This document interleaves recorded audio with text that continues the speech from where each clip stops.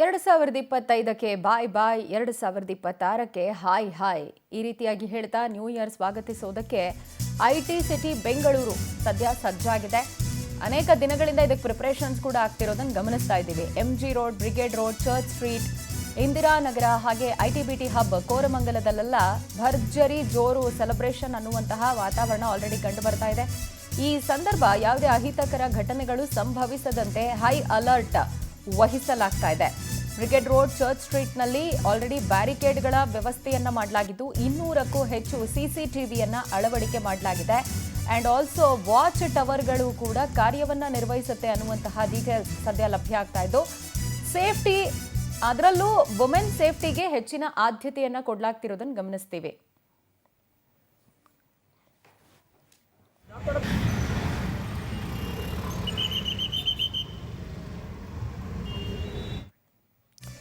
ಇದೇ ಸಂದರ್ಭದಲ್ಲಿ ಹೊಸ ವರ್ಷಾಚರಣೆಯ ಸಂಭ್ರಮಾಚರಣೆ ಸಂದರ್ಭ ಮಹಿಳಾ ಸುರಕ್ಷತೆಗೆ ಹೆಚ್ಚಿನ ಒತ್ತು ಕೊಡೋಕೆ ತೀರ್ಮಾನ ಮಾಡಲಾಗಿದೆ.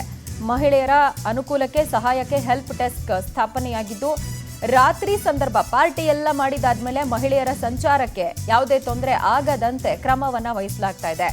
ಮಹಿಳೆಯರನ್ನ ಡ್ರಾಪ್ ಮಾಡೋದಕ್ಕೆ ಮಹಿಳಾ ಆಟೋ ಹಾಗೆ ಕ್ಯಾಬ್ಗಳ ಬಳಕೆ ಮಾಡಿಕೊಳ್ಬೇಕು ಅಂತ ಹೇಳಿ ಆಲ್ರೆಡಿ ಸೂಚನೆಯನ್ನ ಕೊಡಲಾಗಿದ್ದು, ಇದಕ್ಕೆ ಹೆಚ್ಚಿನ ಒತ್ತು ಕೊಡಲಾಗ್ತಾ ಇದೆ. ಅಂಡ್ ಬಹಳಷ್ಟು ಜನ ಮಹಿಳಾ ಚಾಲಕಿಯರೇ ಈ ಸ್ಥಳಗಳಲ್ಲಿ ಆಪರೇಟ್ ಮಾಡ್ತಾರೆ ಅಂತ ಹೇಳಿ ಡೀಟೇಲ್ಸ್ ಇದೆ. ಮಹಿಳಾ ಸುರಕ್ಷತೆಗೆ ಹೆಚ್ಚಿನ ಒತ್ತು ಕೊಡ್ತಾ ಇರುವಂತಹ ಹಿನ್ನೆಲೆಯಲ್ಲಿ ಆಲ್ರೆಡಿ ಚೆನ್ನಮ್ಮ ಪಡೆ ಕೂಡ ಆಕ್ಟಿವ್ ಆಗಿದೆ. ಅಂಡ್ ಮಹಿಳೆಯರ ಸಹಾಯಕ್ಕೋಸ್ಕರ ಹೆಲ್ಪ್ ಡೆಸ್ಕ್ ಸ್ಥಾಪನೆ ಆಗಿದೆ ಅಂತ ಹೇಳಿ ಕೂಡ ಡೀಟೇಲ್ಸ್ ಲಭ್ಯ ಆಗ್ತಾ ಇದ್ದು, ರಾತ್ರಿ ಮಹಿಳೆಯರ ಸಂಚಾರಕ್ಕೆ ಯಾವುದೇ ತೊಂದರೆ ಆಗದಂತೆ ಕ್ರಮ ವಹಿಸಲಾಗ್ತಾ ಇದೆ. ಇನ್ನು ಹೊಸ ವರ್ಷಾಚರಣೆಯ ಹಿನ್ನೆಲೆಯಲ್ಲಿ GBA greater Bengaluru authority full alert ಆಗಿದೆ.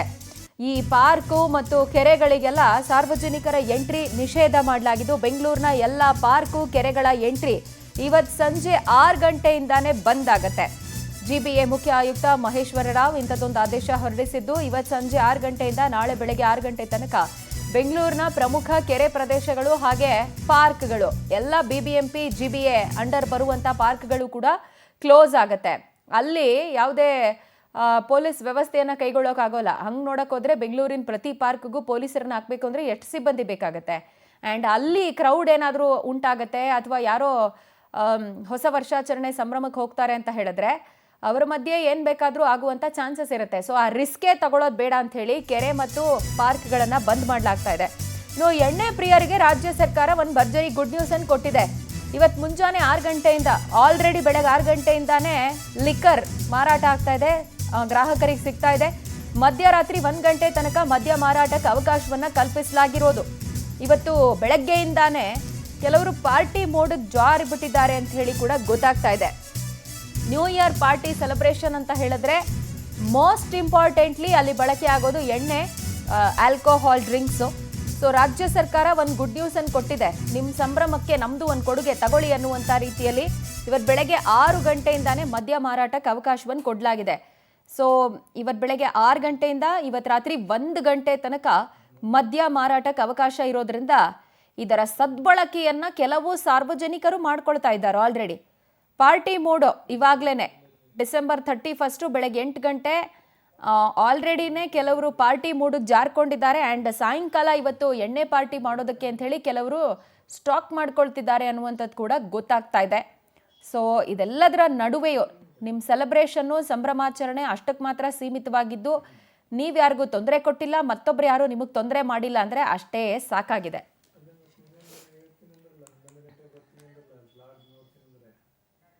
ಒಬ್ಬ ಲೇಡಿ DCP ಆಫೀಸರ್ ಕೂಡ ಎಕ್ಸ್ಟ್ರಾ ನೇಮಿಸ್ತಾ ಇದ್ದೀವಿ. ಜೊತೆಗೆ ಆಲ್ರೆಡಿ 3 ಜನ DCP ಸಾಕಷ್ಟು ಸಂಖ್ಯೆಯಲ್ಲಿ ಇರ್ತಾರೆ. ನನ್ನ ಪ್ರಕಾರ ಈಗ ಇದು ಸರ್ಕ್ಯುಲರ್ ಮೂವ್ಮೆಂಟ್ ನಾವು ಏನೋ ಬ್ಯಾನ್ ಮಾಡ್ತೇವೆ ಅಂದರೆ, ಒಂದ್ಸರಿ ಜನ ಇಲ್ಲಿ ಬಂದರೆ ಅವ್ರಿಗೆ ಯಾವುದು ಹೋಟೆಲ್ ಅಥವಾ ರೆಸ್ಟೋರೆಂಟ್ಗೆ ಹೋಗ್ಬೇಕಾದ್ರೆ ಹೋಗ್ಬೋದು. ಆದರೆ ಬಂದು ಸುಮ್ಮನೆ ಇಲ್ಲಿ ಜನ ಗುಂಪು ಸೇರೋದು, ಕ್ರೌಡ್ ಮಾಡೋದು ಅದು ನಾವು ಬಿಡೋದಿಲ್ಲ. ಅದರ ಬಗ್ಗೆ ನಾವು ತುಂಬ ಸ್ಟ್ರಿಕ್ಟ್ ಇರ್ತೀವಿ ಸಾಯಂಕಾಲದಿಂದನೇ. ಸೊ ಆ ನಿಟ್ಟಿನಲ್ಲಿ ಖಂಡಿತ ಒಳ್ಳೆ ರೀತಿಯಿಂದ ಇದು ಪಾಸ್ ಆಗಿದೆ. ಸರ್, ಒಂದು ವಿಚಾರ ಸಾಕಷ್ಟು ವೈರಲ್ ಆಯ್ತಾ ಇದೆ. ಯಾರು ಕುಡಿದು ತೂರಾಡ್ತಿರ್ತಾರೋ, ಯಾರು ಕಂಟ್ರೋಲ್ ಇರಲ್ವೋ ಅಂಥವ್ರನ್ನ ಪೊಲೀಸರೇ ಜೀಪಲ್ಲಿ ಕರ್ಕೊಂಡೋಗಿ ಬಿಡ್ತಾರೆ ಅನ್ನೋ ಲೆಕ್ಕಕ್ಕೆ ಒಂದಷ್ಟು ವೈರಲ್ ಆಯ್ತಾ ಇದೆ. ಅದೇನು ನಿಜನಾ, ಹೇಗೆ? ಇಲ್ಲ, ಅದು ವೈರಲ್ದು ಪ್ರಶ್ನೆ ಇಲ್ಲ. ನಮ್ಮದು ಒಂದೇ ಉದ್ದೇಶ ಇದೆ, 1 ಗಂಟೆ ಆದಮೇಲೆ ಆದಷ್ಟು ಬೇಗ ಜನ ಮನೆಗೆ ಹೋಗಬೇಕು.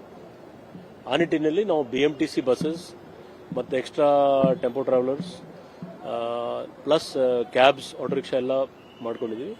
ಒಂದು ವೇಳೆ ತುರ್ತು ಪರಿಸ್ಥಿತಿಯಲ್ಲಿ ಏನಾದರೂ ಸಮಸ್ಯೆ ಆದರೆ ಆಂಬ್ಯುಲೆನ್ಸ್ ಸಿಕ್ಕಿಲ್ಲ ಅಂದರೆ ಅಂಥ ಟೈಮಲ್ಲಿ ನಮ್ಮ ಪೊಲೀಸ್ ಗಾಡಿ ಕೂಡ ಇದೆ.